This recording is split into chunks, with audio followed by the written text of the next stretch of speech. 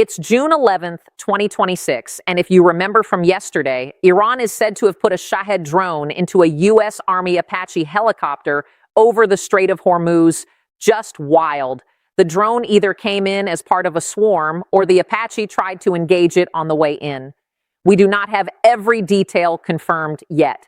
But what happened in the 12 hours after that downing, that part is confirmed, documented, and it is one of the most precise, cold-blooded air operations this entire conflict has produced.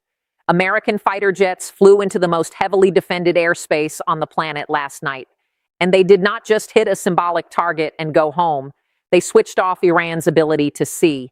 This analysis is based on reported events, open source imagery, and official statements for educational purposes. Today, I'm going to walk you through exactly what the U.S. military did, step by step, system by system, what Iran threw back and how badly that retaliation failed, and why Iran's rhetoric right now is sitting at level 11 on a scale that only goes to 10. And then stay with me through to the global roundup, because NATO just went kinetic over European airspace, and the Pentagon is quietly drawing up the most sweeping command structure overhaul in decades. We are going to get into all of that. But first, drop your country in the comments right now so I know who is watching this with me. I have viewers from the US, Malaysia, UK, India, Canada, all over the world joining these videos, and I want to know where you are tuning in from today. Now, before we go any further, if you're not subscribed yet, here is why that matters right now. The next 72 hours in the Strait of Hormuz are going to move fast. And if you're not subscribed, the algorithm may not get you the next video when it drops. Hit subscribe so you do not miss what comes next in this story. All right, the timeline matters here because this did not come out of nowhere. Monday night, 7:33 p.m. Eastern Time, a U.S. Army AH-64 Apache was flying a routine air patrol over regional waters off the coast of Oman, right at the mouth of the Strait of Hormuz, and then it goes down into the water. Both crew members make it out alive. And if you caught my video yesterday, you already know that the recovery itself made history. An unmanned sea drone pulled both aviators from the water in the first robot-assisted rescue the United States military has ever conducted in combat conditions. Both aviators stable, both recovering. That ended exactly the way every single person who has ever flown jets or attack helicopters or any aircraft in contested airspace wants it to go if a rescue ever has to happen. Thank God those aviators are okay. But here's what is new since yesterday, and this is where it gets serious. Two sources familiar with the incident now say an armed Iranian Shahed one-way attack drone struck the Apache before it went down. That is the finding that changed everything in the last 12 hours. Iran, for their part, is running the full gaslight operation. Their officials are denying any involvement whatsoever, suggesting the helicopter malfunctioned on its own and simply fell out of the sky, and that the armed Shahed drones operating in the exact same airspace at the exact same time had nothing to do with it. Yeah, those Shaheds were just out there doing aerial photography, real estate imagery for a coastal development project. Nothing to see here. Now, some of you in the comments are asking a legitimate question, and I want to address it directly. How does a Shahed, a slow-moving one-way drone, actually hit a moving helicopter? That is a fair question. The Shahed is GPS guided to a fixed coordinate, but if the Apache was in a hover or came within the blast radius, or if Iran used a modified guidance package, the math on that changes fast. We do not have the full technical picture yet, but two sources say it happened, and the commander-in-chief acted on it. I know some of you are also asking why the Apache crew did not detect the drone in time. That is also a fair question, and one the military is going to have to answer publicly. What we know is the result. What we are still learning is the exact sequence. By 5 p.m. yesterday, the United States Air Force and Navy pushed deep into Iranian airspace and struck the eyes and ears of the regime, radar sites, ground control stations. Surveillance infrastructure at key positions around the islands and ports near the Strait of Hormuz. Not one symbolic target, not a single fire and forget message. They degraded Iran's ability to watch the water, track inbound aircraft, and direct their surface forces. And they did it in one night. Now let me show you exactly what that targeting looked like, because the open source imagery tells a story that the official press releases leave out. CENTCOM posted a photo of an F-16CJ. If you do not know that platform, here is what it does. It flies into hostile airspace, acts as radar bait, waits for enemy emitters to light up, and then it kills whatever turned on.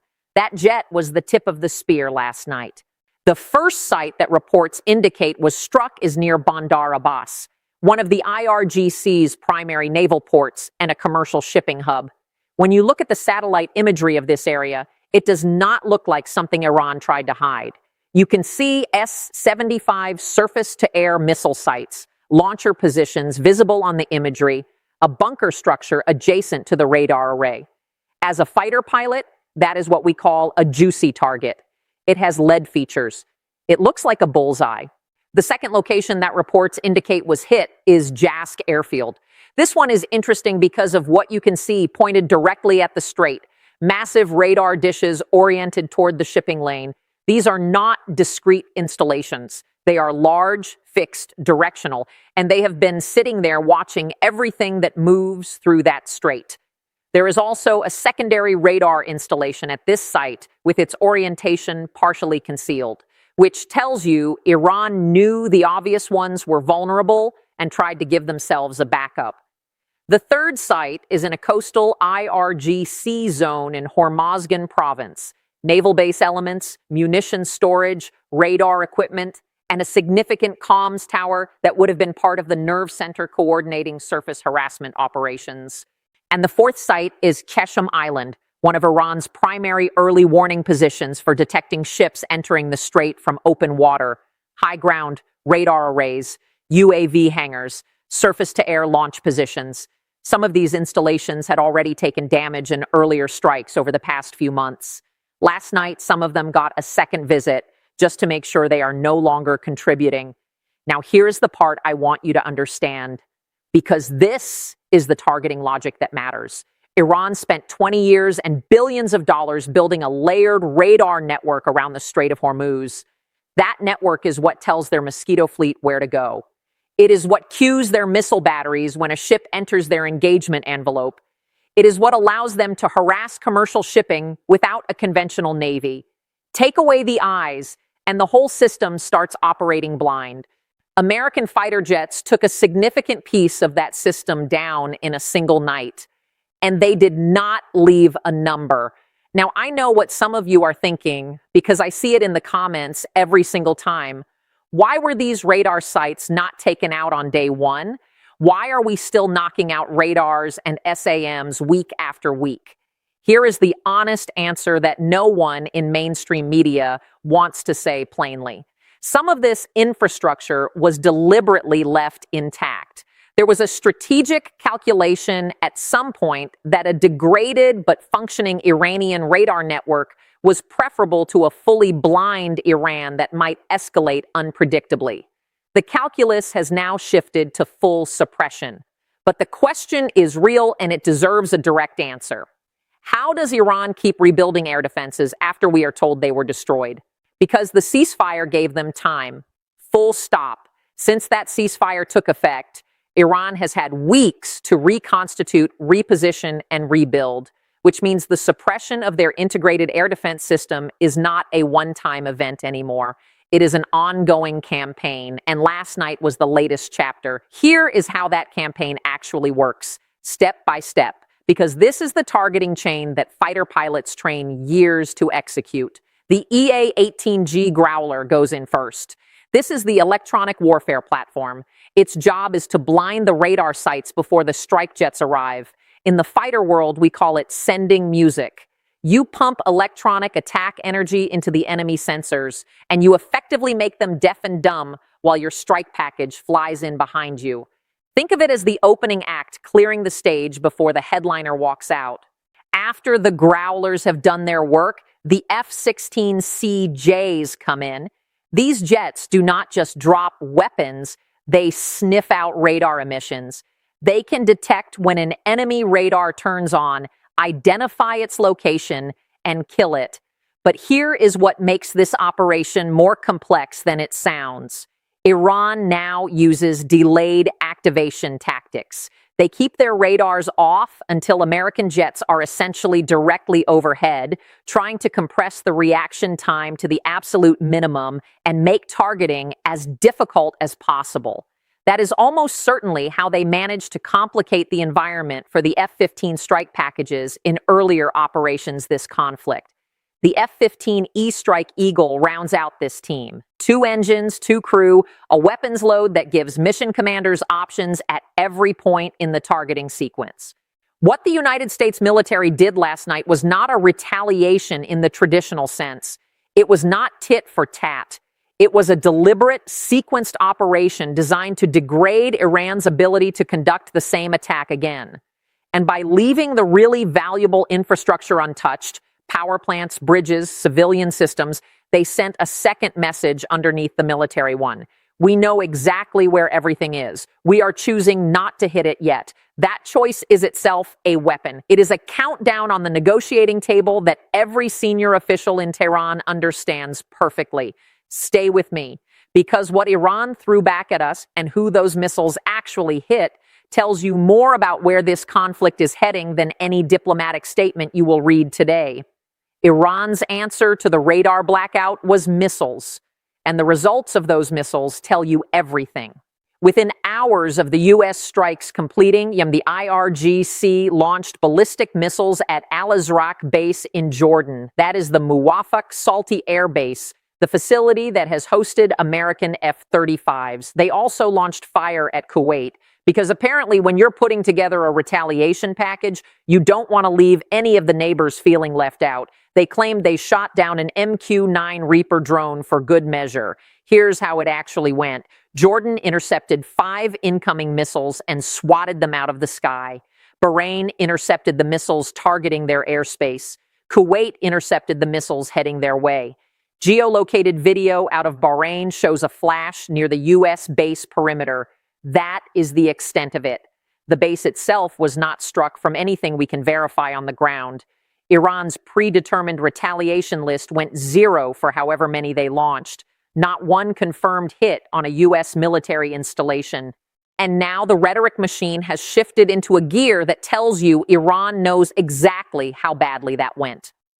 Foreign Minister Araghchi spent the night on the phones to Turkey and Saudi Arabia, insisting on Iran's inherent right to self-defense and reciprocal action. Meanwhile, Bahrain, Kuwait, and Jordan, the actual physical neighbors in the Persian Gulf, publicly condemned Iran for shooting missiles at them.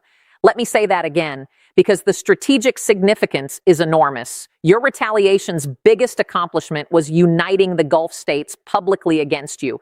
That is not deterrence. That is a tantrum with ballistic missiles, and the entire region watched it fail in real time. Some of you watching right now are frustrated, and I understand it. You're in the comments saying, finish the job. We should have ended this on day 1. Why are we still doing this in increments?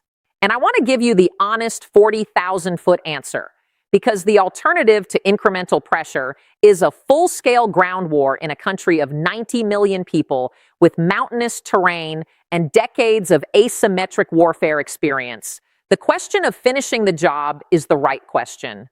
The answer is genuinely complicated, because finishing it conventionally means an operation that dwarfs anything since 2003. And nobody in the comment section, including me, has a clean answer for what comes after that. And that is exactly the impossible choice this conflict keeps handing American leadership. There is also the taxpayer math that cable news is not running right now.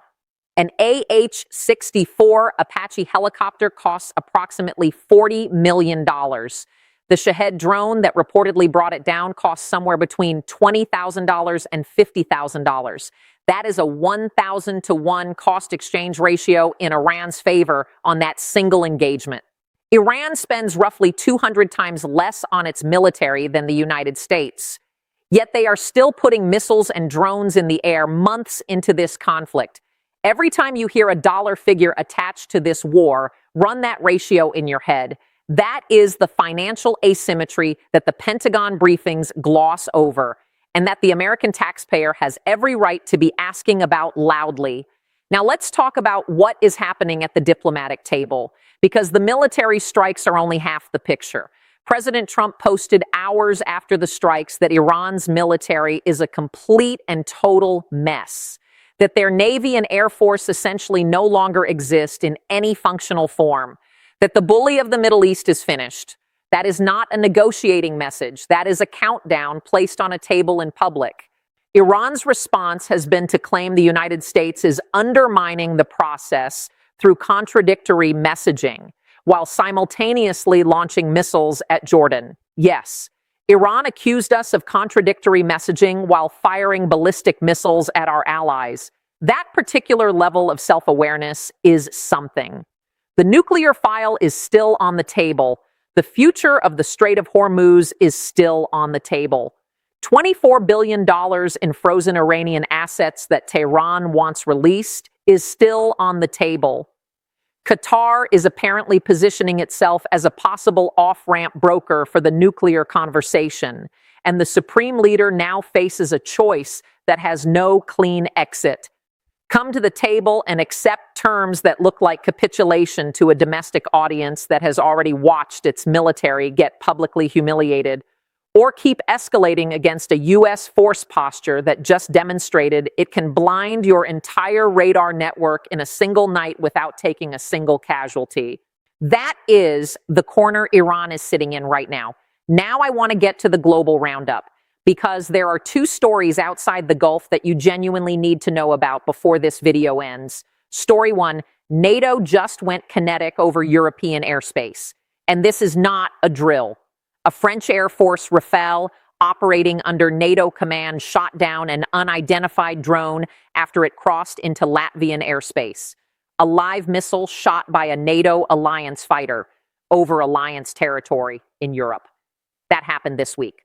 Simultaneously, Russia kicked off Baltic Fleet air drills out of Kaliningrad using Su-24 bombers and Su-30 fighters operating right next door to that airspace. The eastern flank of NATO is getting twitchy. That is not commentary. That is the operational picture. And for every American viewer who thinks this conflict is contained to the Middle East, that Rafale firing a live missile over Latvia is telling you the map is getting larger. Story two, the Pentagon is reportedly drawing up the most significant combatant command restructure in decades, consolidating 11 combatant commands down to 8. The proposal would fold CENTCOM, EUCOM, and AFRICOM under a new U.S. international command and merge NORTHCOM and SOUTHCOM into an Americas command.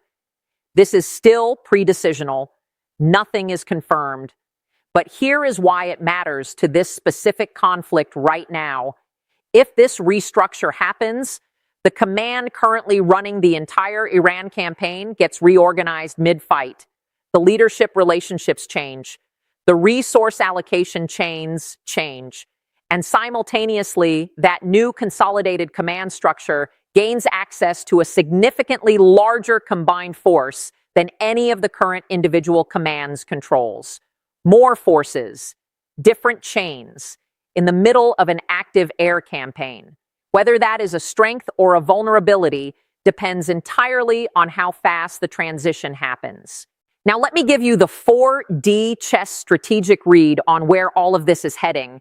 Iran is playing two games at once right now, and they are losing both. On the military side, their retaliation went 0 for however many they launched. Their radar network around the strait took a serious degradation hit in a single night. Their air defense inventory, which they spent the ceasefire period rebuilding, took another documented reduction. On the diplomatic side, they alienated the Gulf states who actually share their geographic neighborhood. They failed to get the Qatari off-ramp they were positioning for, and they handed Trump a domestic win to post about on the same night as the strikes. But here is the thing about corners.